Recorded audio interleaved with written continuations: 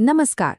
आज हम पृथ्वी के एक ऐसे जाल के बारे में बात करने वाले हैं जो दिखता तो नहीं पर पूरी दुनिया को एक सिस्टम में बांध कर रखता है। जी हाँ, ये है अक्षांश और देशांतर यानी लैटिट्यूड और लॉन्जिट्यूड। ये वो काल्पनिक रेखाएं हैं जो हमारे प्लेनेट पर हर जगह को एक यूनिक एड्रेस देती हैं। तो चलिए इस अदृश्य जाल की गहराइयों में उतरते हैं। तो सबसे पहला सवाल तो यही उठता है कि इस इतनी बड़ी पृथ्वी पर हम किसी भी जगह की एकदम सटीक पहचान कैसे करते हैं। सोचिए, चाहे वो कोई बड़ा शहर हो, कोई ऊंचा पहाड़ हो या फिर समंदर के बीचों बीच कोई जहाज। इसका जवाब एक बहुत ही सिंपल लेकिन शानदार सिस्टम में छिपा है। और वो सिस्टम है ये अक्षांश और देशांतर का ग्रिड। बाईं तरफ जो आप लेटी हुई लाइनें देख रहे हैं वो है अक्षांश यानी लैटिट्यूड्स। इन्हें पैरेलल्स भी कहते हैं क्योंकि ये एक दूसरे के समानांतर चलती हैं। और दाईं तरफ है देशांतर यानी लॉन्गिट्यूड्स, जो नॉर्थ पोल से साउथ पोल को जोड़ती हैं। इन्हें मेरिडियंस कहा जाता है।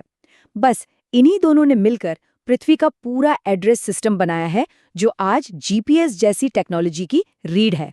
तो चलिए सबसे पहले कहानी शुरू करते हैं इन लेटी हुई लाइनों से यानी अक्षांश लैटिट्यूड से। ये वो रेखाएं हैं जो हमें बताती हैं कि कोई भी जगह इक्वेटर यानी भूमध्य रेखा से उत्तर में है या दक्षिण में और कितनी दूर है। अच्छा, अब इनके बारे में कुछ खास बातें जान लेते हैं। इनकी कुल संख्या 181 है और पता है हर एक डिग्री की लाइन के बीच लगभग 111 किलोमीटर का फासला होता है जिसे जोन कहते हैं।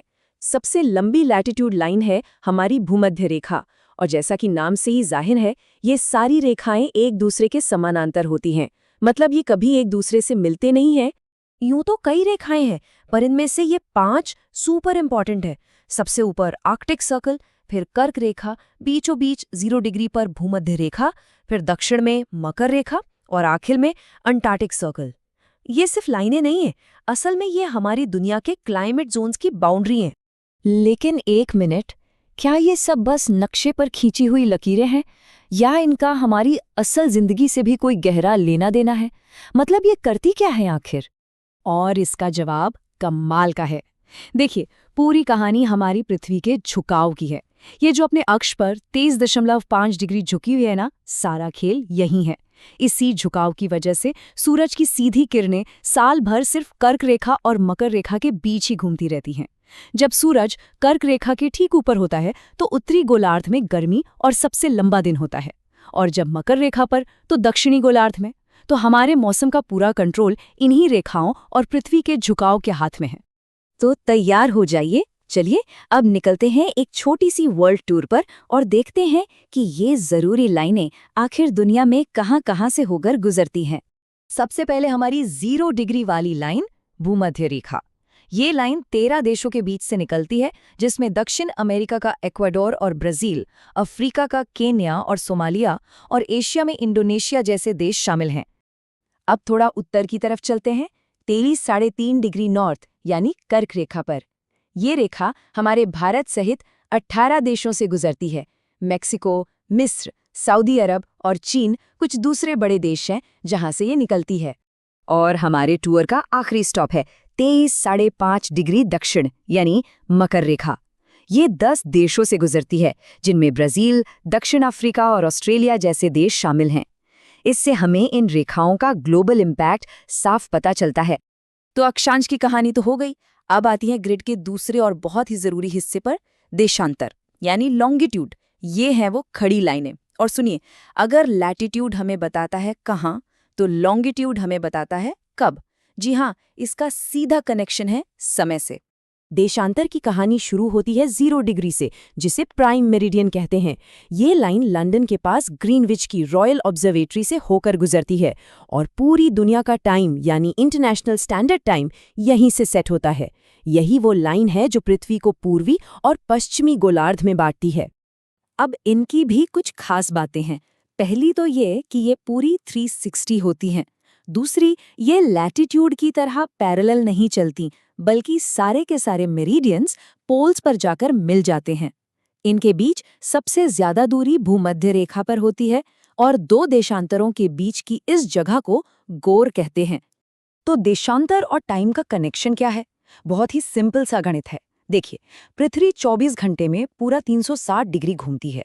इसका मतलब 1 घंटे में वो 15 डिग्री घूम जाती है। और अगर इसे और छोटा करें तो 1 डिग्री देशांतर घूमने में उसे लगते हैं पूरे 4 मिनट। बस यही वो फॉर्मूला है जिससे दुनिया के सारे टाइम जोन तय होते हैं। और इसका सबसे बढ़िया उदाहरण है अपना इंडियन स्टैंडर्ड टाइम। भारत का समय 82.5 डिग्री पूर्वी देशांतर से तय होता है। अब जरा हिसाब लगाइए, 82.5 डिग्री को अगर हम 4 मिनट प्रति डिग्री से गुणा करें तो जवाब आता है 330 मिनट। और 330 मिनट का मतलब क्या हुआ? 5.5 घंटे। इसीलिए तो हमारा समय ग्रीनविच मीन टाइम यानी जीएमटी से 5 घंटे 30 मिनट आगे है। सिंपल।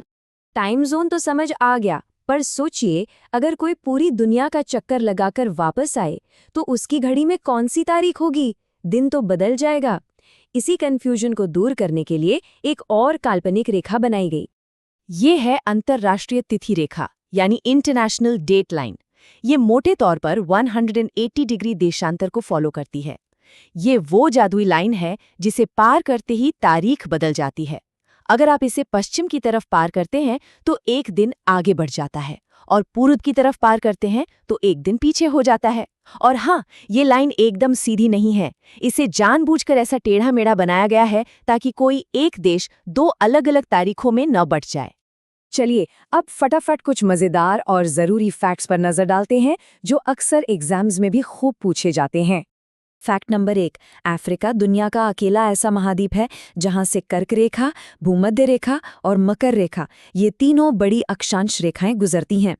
फैक्ट नंबर 2, अफ्रीका की कांगो नदी दुनिया की इकलौती बड़ी नदी है जो भूमध्य रेखा को एक नहीं बल्कि 2 बार पार करती है।